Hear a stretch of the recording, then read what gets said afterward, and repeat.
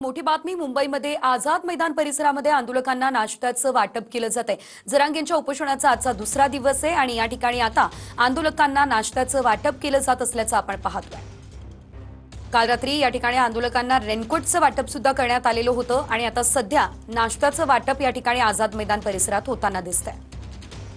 या संदर्भात अधिकची अपडेट घेऊयात आमचे प्रतिनिधी गिरीश गायकवाड यांच्याकडून। गिरीश, आपण पाहतोय काल रात्री रेनकोट वाटली गेले, आता या ठिकाणी नाश्त्याचंही वाटप होतंय, काय अपडेट?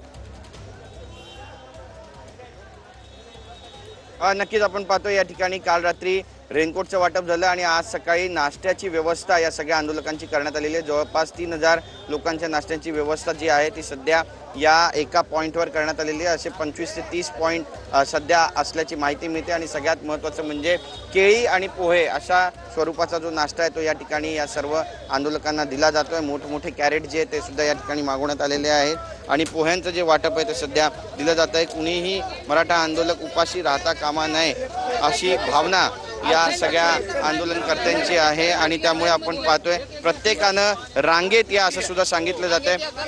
कोणता काय आज नाश्त्याचा मेनू काय दादा? नाश्त्याचा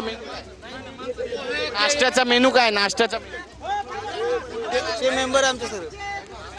तर आपण पाहतोय बघा या ठिकाणी पोहे काय काय वाटप होते? नाश्ता, केळी, चहा, बिस्किट आणि नंतर पोहे आहेत। एवढा नाश्ता आहे आपल्याकडं आणि निस्वार्थी आहे नाश्ता, निस्वार्थी आहे। या ठिकाणी वाटप केला जातो। दुसरं म्हणजे चहा, बिस्किट यांचं देखील गिरीश, वाटप। धन्यवाद दिलेल्या या सर्व अपडेट्ससाठी। आंदोलकांना नाश्त्याचं वाटप केलं जाते आणि त्या दरम्यानची ही दोन दृश्य।